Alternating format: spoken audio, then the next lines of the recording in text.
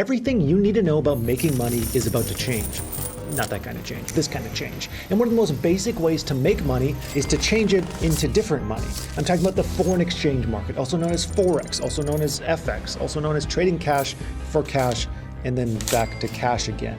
And in this world of cash, change, and profit, there's no badder motherfucker than the US dollar. Since 1944, the world has relied heavily on the dollar, and recent news makes it seem like that's truer now than ever. Experts are literally saying it's foolish to fight the dollar right now, that this creates the easiest trade in currencies maybe ever. It's that strong and getting stronger.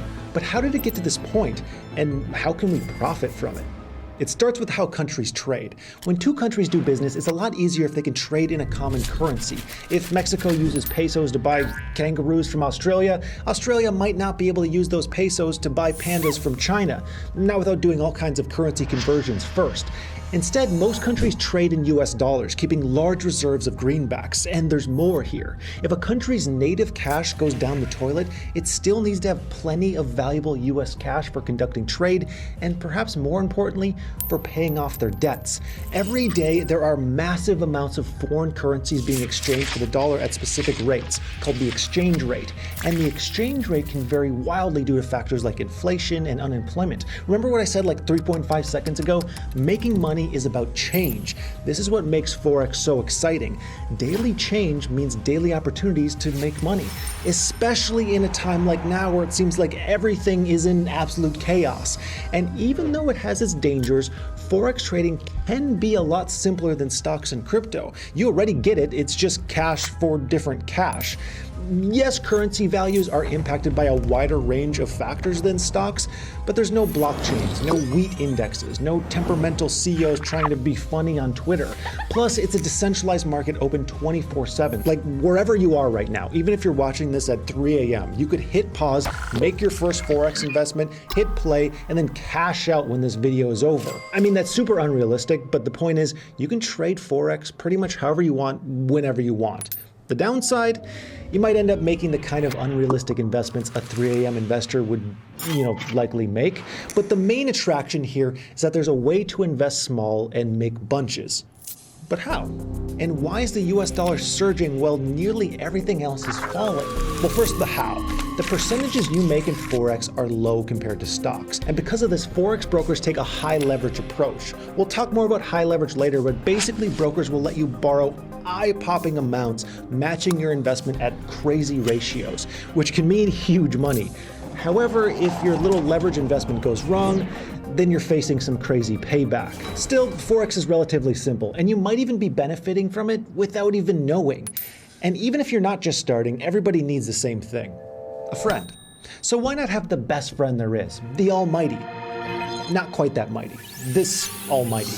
Someday when you're an expert Forex trader, you might get into exchanging Brazilian reals for Iranian reals. But when you start trading, your first focus should be US dollars. As the world's reserve currency, it's the guy to know in order to get around. It's sort of like English. Not everyone uses it, but it's used everywhere. How did the dollar get this spot? Why not the euro? Why not the yen, yuan, or Bitcoin? Well, long story short, at a crucial time, the dollar was backed by more gold than anyone else, making it almost as valuable as the yellow metal itself. So countries without much gold started acquiring the next best thing: dollars. Flash forward and the world economy is off the gold standard, but the greenback is still the currency that other countries hold the most of, meaning it just remains dominant. But that doesn't mean it's invincible.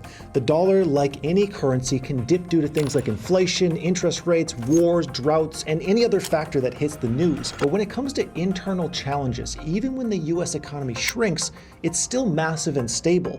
And this means the dollar gets way more benefit of the doubt over other currencies. Perfect example. Typically when a country imports more than they export, known as a trade deficit, that country's currency value falls. The US been in a deficit since the 70s without significant issues. And there's a few other things it has going for itself as well. Like it's unlikely the US will be invaded or face heavy sanctions. And perhaps most importantly, the dollar is strong due to comparison. When the world economy is in decline, the US, even though they're not doing great, tends to do better than just about everyone else. The only real short-term existential threat to the US dollar is its foreign debt, much of which is held by China.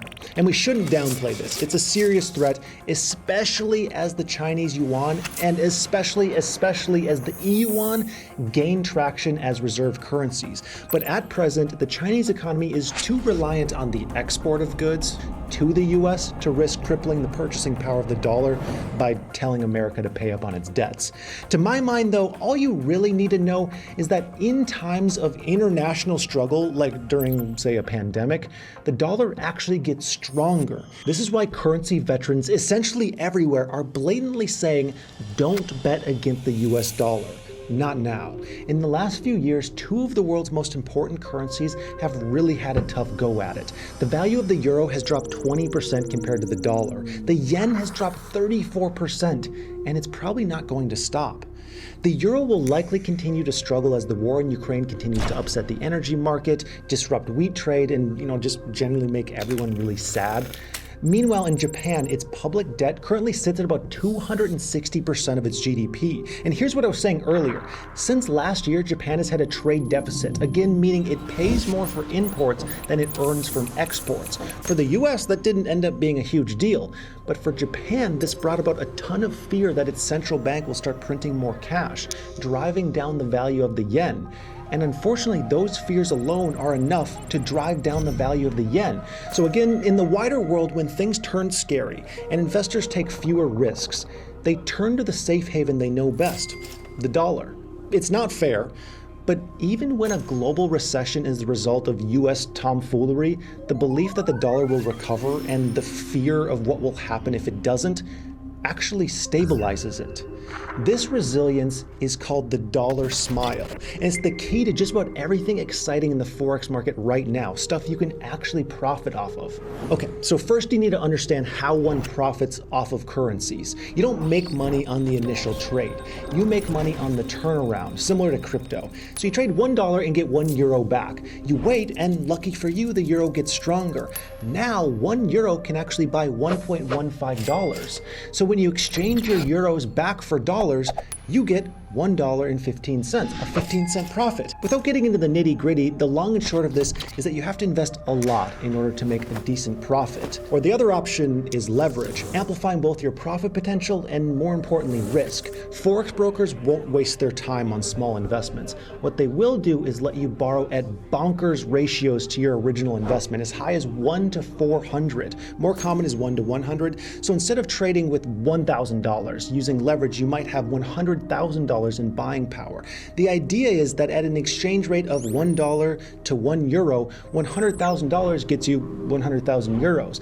Then when the exchange rate seesaws, so the euro gets 10% stronger relative to the dollar after your trade, you can sell the 100,000 euros back for $110,000, giving you $10,000 in profits minus the interest on your $100,000 loan. Or, on your own, that $1,000 would have yielded you a profit of $100. But having gone the high leverage route, you made nearly 10 times more after fees. Sounds awesome, right? Why aren't you doing this already? Because your loan accrues interest. And if the exchange rate never seesaws, then at a certain point, your broker's going to want their money back. And if the opposite happens and the trade goes in the negative, then all that leverage is now working against you. And that's not just high risk, that's sell your house and all your possessions level risk. Are you up for that? High leverage is a serious game for serious players.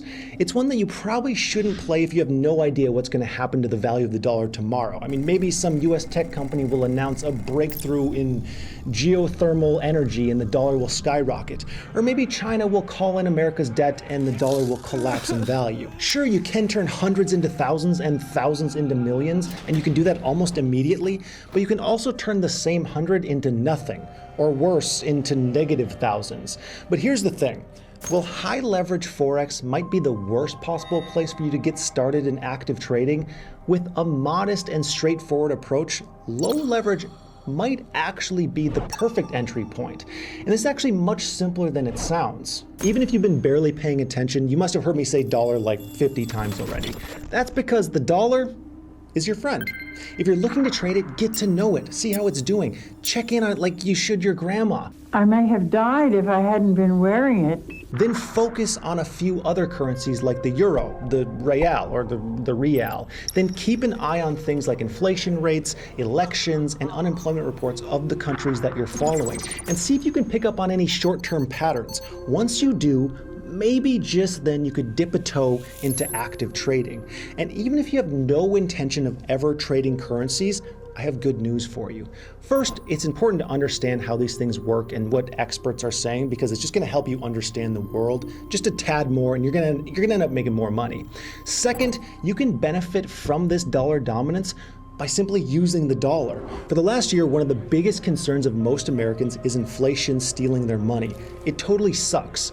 But I found it quite refreshing to hear that while things aren't amazing for the dollar right now, relative to just about everything else, the dollar is kind of killing it. Even compared to most investments, it's doing pretty well. The dollar isn't just dominant, it's resilient. Even when it dips, it always bounces back. Remember this phrase, the dollar smile. It means that whether the US economy is at its strongest or at its weakest, the value of the dollar tends to go up, like either side of a smile. And while I'm sure it won't be that way forever, we can be pretty happy knowing that right now, it's our best option.